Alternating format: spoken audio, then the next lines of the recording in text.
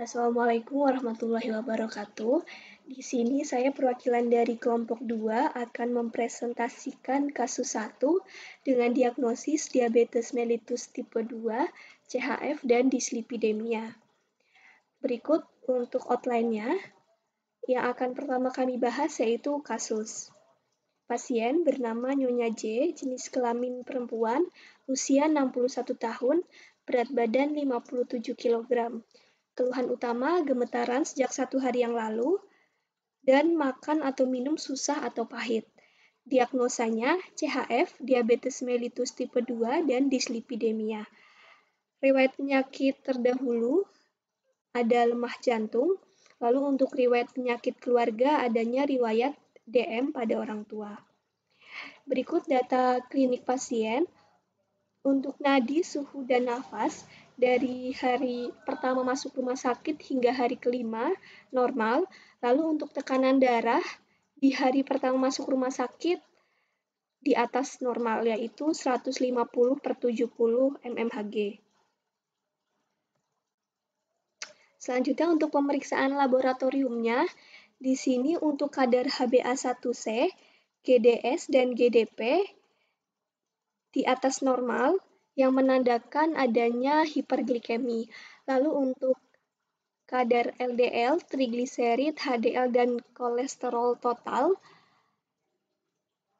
juga berada di atas nilai normal yang menandakan dislipidemia.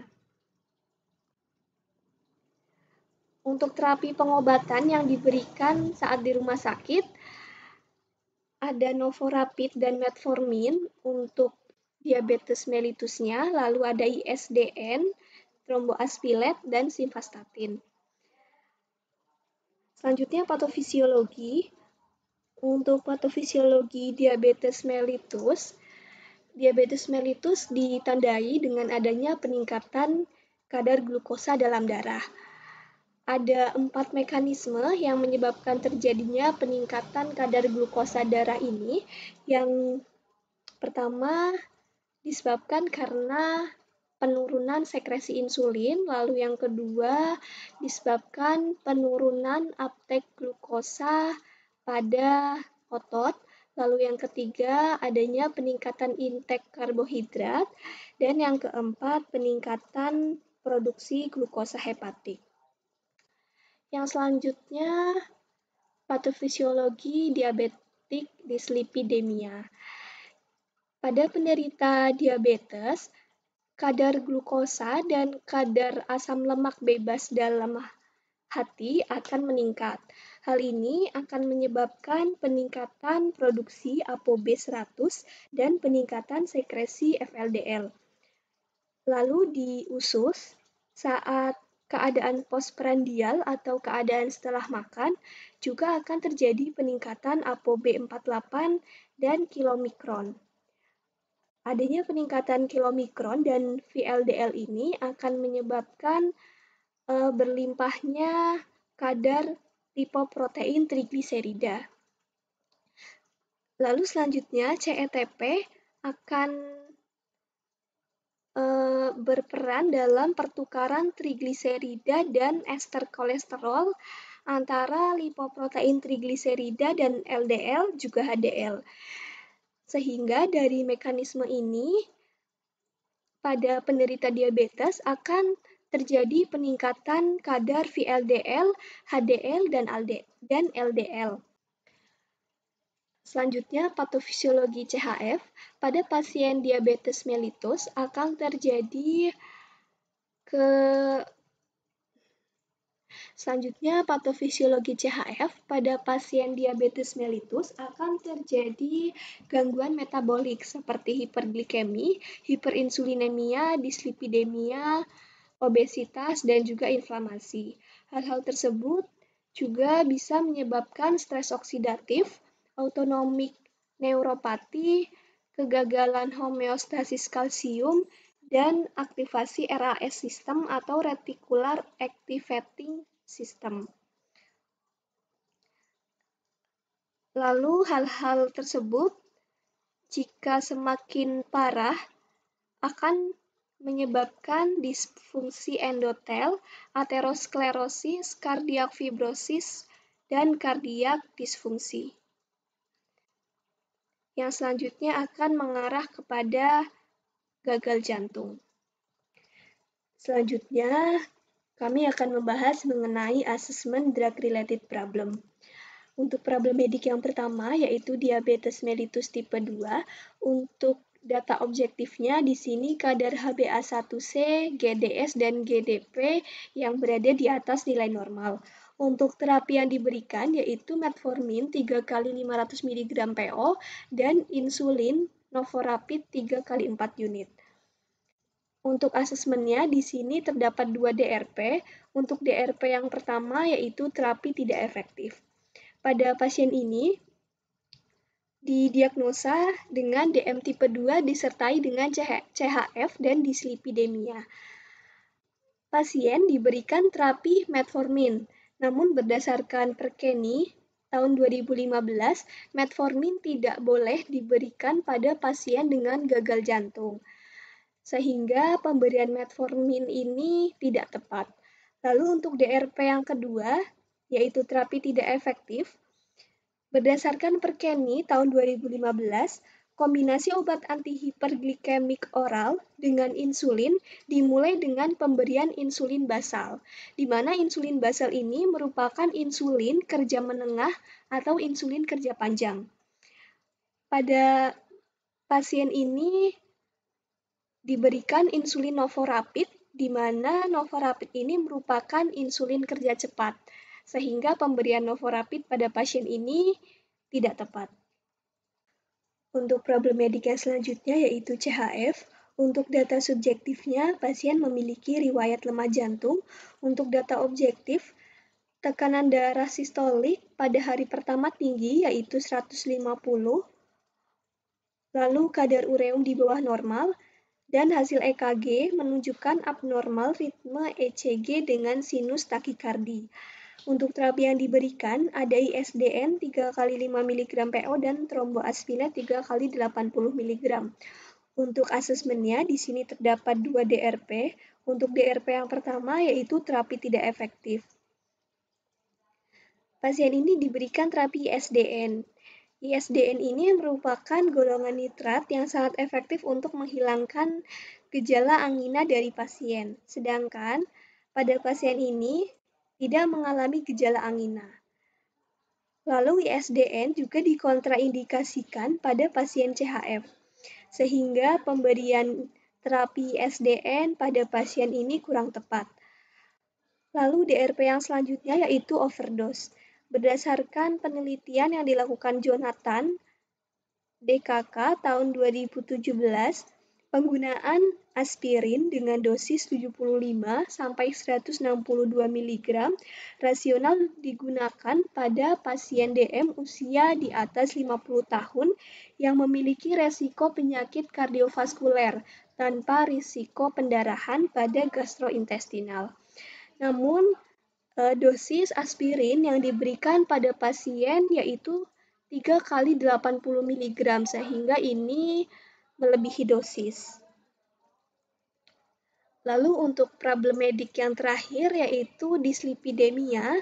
Untuk data objektifnya di sini ada diagnosa dislipidemia, lalu kadar LDL, trigliserid, dan kolesterol total yang berada di atas nilai normal.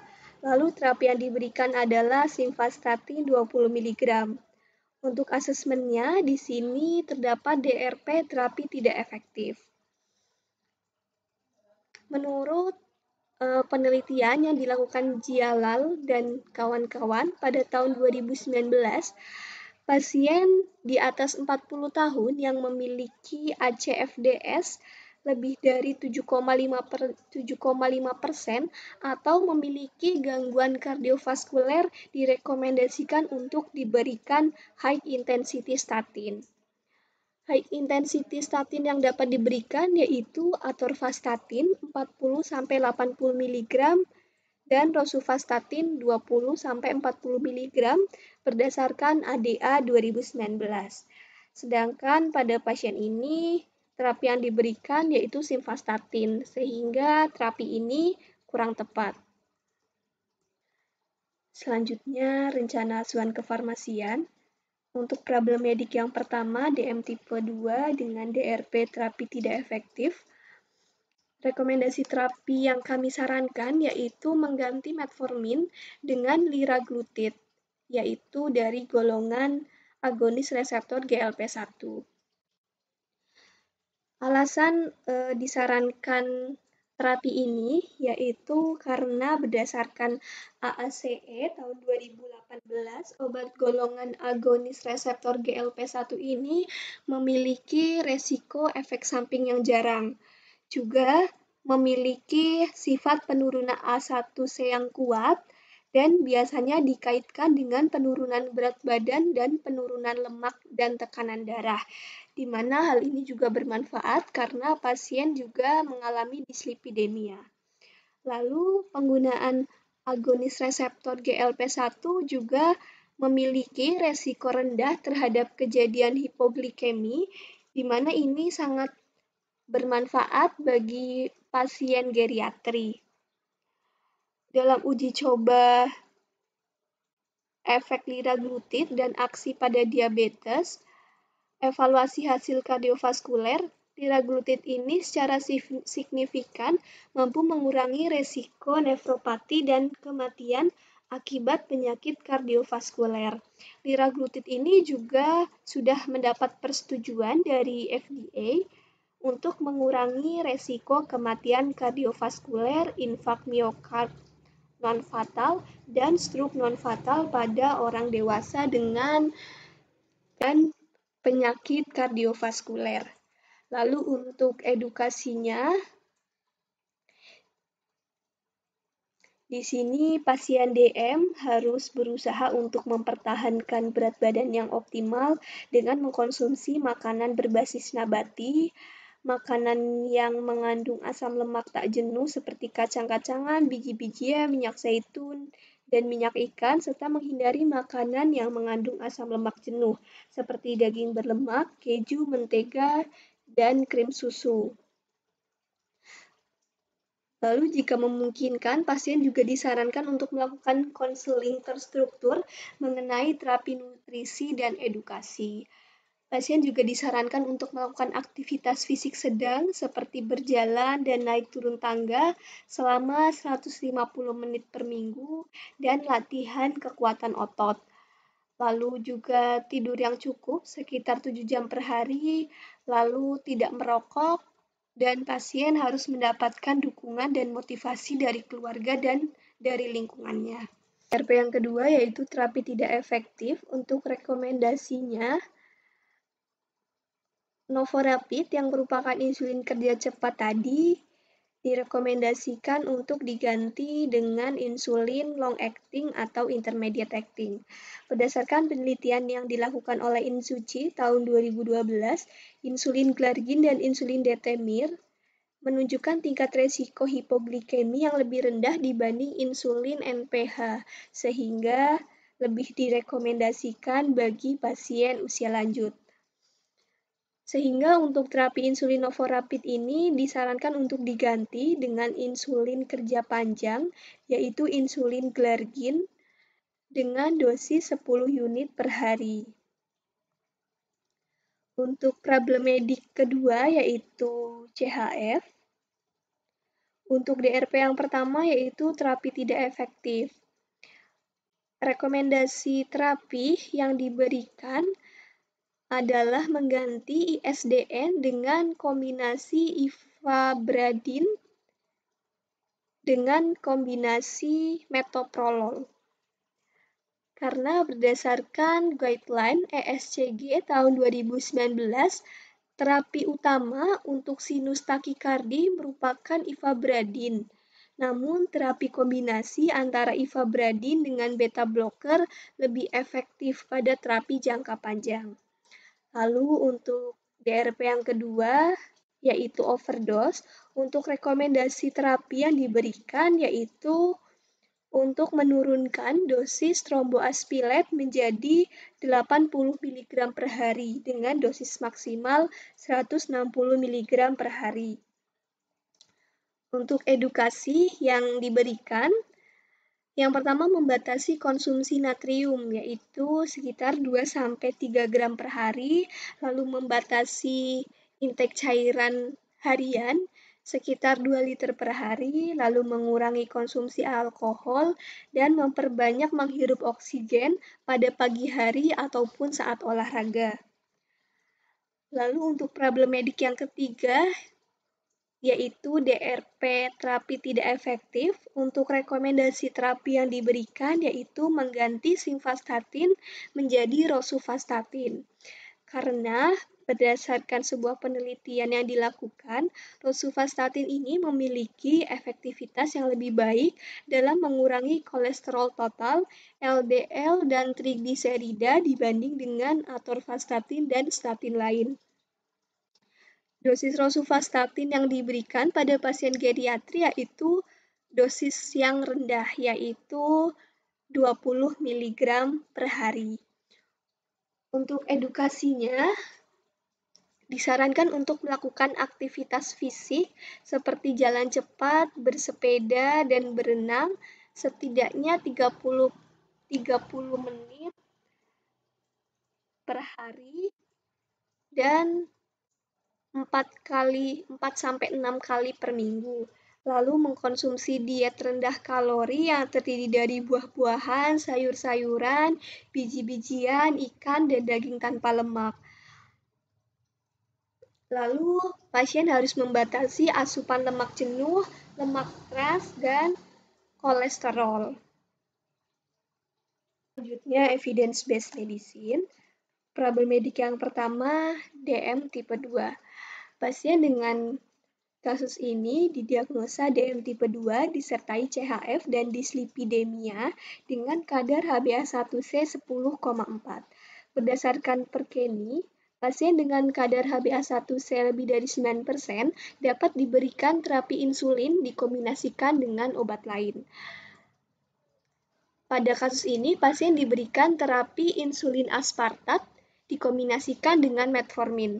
Namun, berdasarkan Perkeni tahun 2015, metformin ini tidak boleh diberikan pada pasien dengan gagal jantung, sehingga pemberian terapi ini kurang tepat. Terapi metformin disarankan untuk diganti dengan obat golongan agonis reseptor GLP-1 bernama liraglutid.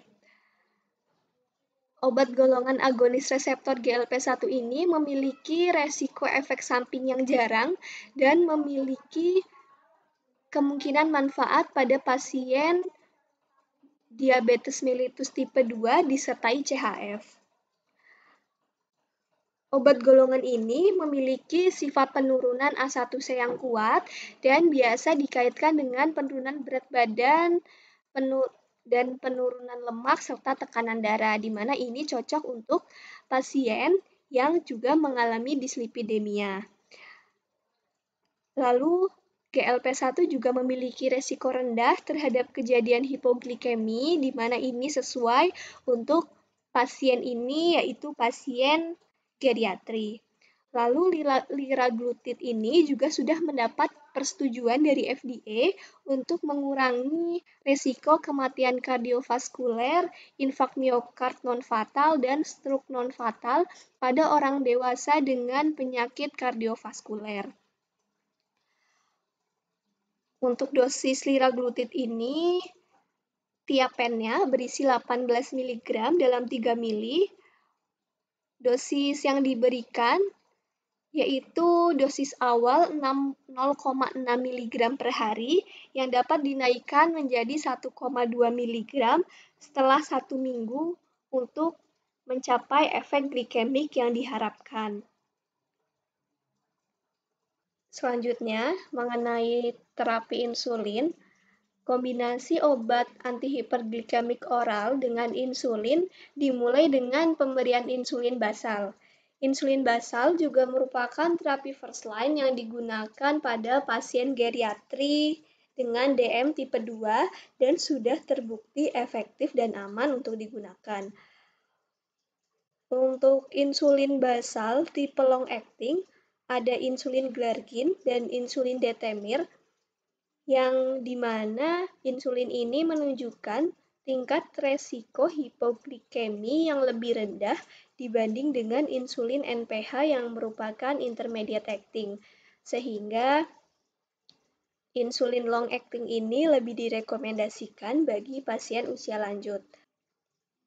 Terapi insulin novorapid disarankan untuk diganti dengan insulin long acting, yaitu insulin glargin. Lalu untuk regimen dosisnya, dosis insulin untuk HbA1c lebih dari 8% adalah 0,2 sampai 0,3 unit per kilogram per hari. Sedangkan untuk pasien dengan GDP antara 140 sampai 180 harus dilakukan penyesuaian dosis dengan penambahan sebesar 10%. Sedangkan pasien ini memiliki HbA1c 10,4%, kadar GDP 169 mg per desiliter, dan berat badan 57 kg. Sehingga dosis yang sesuai berkisar antara 12,54 hingga 18,81 unit per hari. Namun, berdasarkan Perkedi 2015, dosis awal insulin basal untuk kombinasi adalah 6-10 unit. Sehingga pada kasus ini disarankan untuk diberikan dosis awal sebesar 10 unit per hari. Namun, jika terapi yang digunakan ini belum mencapai target, sebaiknya dilakukan titrasi dosis tiap 3-4 hari sebesar 2-4 unit hingga mencapai HbA1c sebesar 7,5 hingga 8,5%.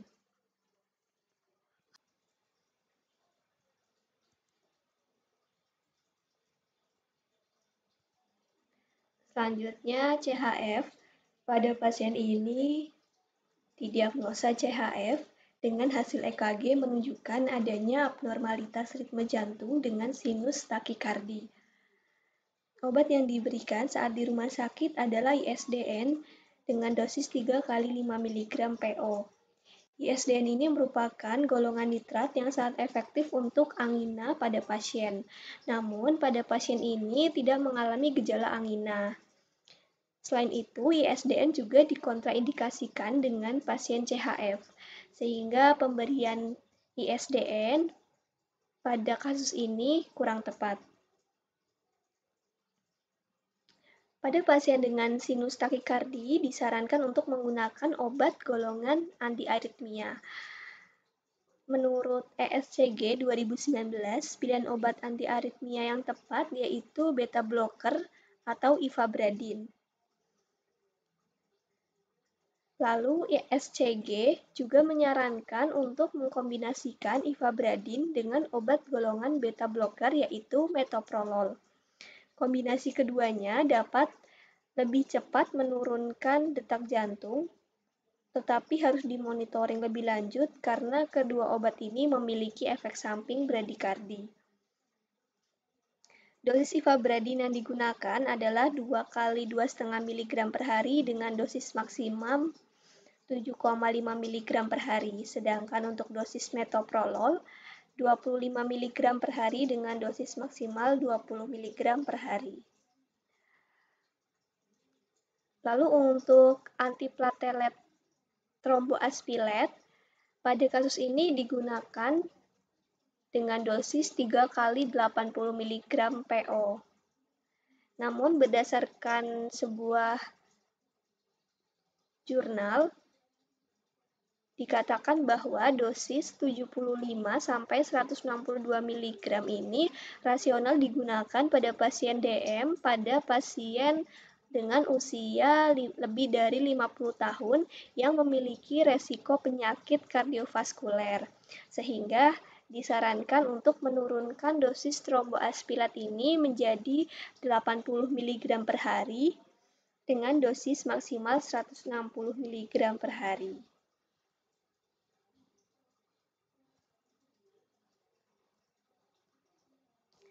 Lalu selanjutnya dislipidemia. Pada pasien ini terdiagnosa dislipidemia dan mendapatkan terapi simvastatin 20 mg, di mana simvastatin ini merupakan low moderate statin. Terdapat sebuah bukti bahwa penurunan kolesterol dengan statin dapat menurunkan resiko CHD dan stroke pada pasien dengan atau tanpa riwayat CHD. Berdasarkan sebuah penelitian yang dilakukan oleh Jalal tahun 2019, dikatakan bahwa pada pasien yang memiliki gangguan kardiovaskuler direkomendasikan untuk diberikan high intensity statin. High intensity statin yang dapat diberikan yaitu atorvastatin 40-80 mg atau rosuvastatin 20-40 mg. High intensity statin ini dapat menurunkan LDL sebesar 50%. Sehingga pada kasus ini direkomendasikan untuk mengganti simvastatin menjadi rosuvastatin. Rosuvastatin pada pasien DM tipe 2 merupakan statin yang paling efektif dalam mencapai target LDL, mengurangi LDL-C, total kolesterol, trigliserid, dan meningkatkan HDL-C. Juga memiliki keuntungan farmakoekonomi di mana harganya lebih terjangkau dibanding atorvastatin. Dosis rosuvastatin yang direkomendasikan untuk pasien geriatri adalah dosis rendah, yaitu 20 mg.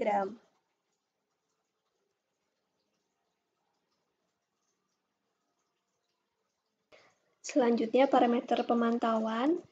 Di sini juga harus dipantau untuk efektivitas dan efek samping obat yang mungkin terjadi. Untuk insulin dan liraglutid, di sini efektivitas dapat ditunjukkan dari hasil lab HbA1c, GDS, dan GDP dengan nilai normal. Lalu untuk ivabradin dan metoprolol juga dapat dilihat dari tekanan darah dan juga hasil EKG yang menunjukkan ritme normal. Lalu untuk rosuvastatin, untuk efektivitasnya dapat dilihat dari LDL, trigliserid, kolesterol total, dan juga HDL. Lalu berikut juga dilampirkan mengenai efek samping obat yang mungkin terjadi dan juga harus diwaspadai. Berikut merupakan rekomendasi terapi yang disarankan pada pasien ini.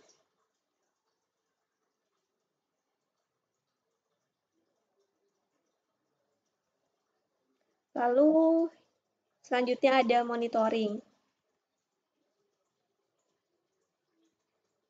Berikut untuk monitoring HbA1c, GDP, LDL, trigliserid, HDL, dan kolesterol total dilakukan setiap 3 hari sekali. Sedangkan untuk GDS, heart rate, dan tekanan darah dilakukan setiap hari. Untuk kesimpulannya, masalah terkait obat yang ditemukan adalah terapi tidak efektif pada metformin, insulin novorapid, ISDN, simvastatin, serta underdose pada tromboaspilet. Untuk rencana rekomendasi terapi yang diusulkan adalah insulin glargin, liraglutid, ivabradin, metoprolol, tromboaspilet, dan rosuvastatin. Lalu, rencana edukasi yang diberikan antara lain edukasi terkait penyakit, terkait terapi, faktor resiko, menekankan kepatuhan pasien minum obat, kejadian efek samping, dan perubahan gaya hidup. Lalu, rencana pemantauan terapi obat yang akan dilakukan antara lain efektivitas terapi dan monitoring efek samping. Sekian presentasi dari kami. Terima kasih. Sekian presentasi dari kami. Terima kasih atas perhatiannya. Wassalamualaikum warahmatullahi wabarakatuh.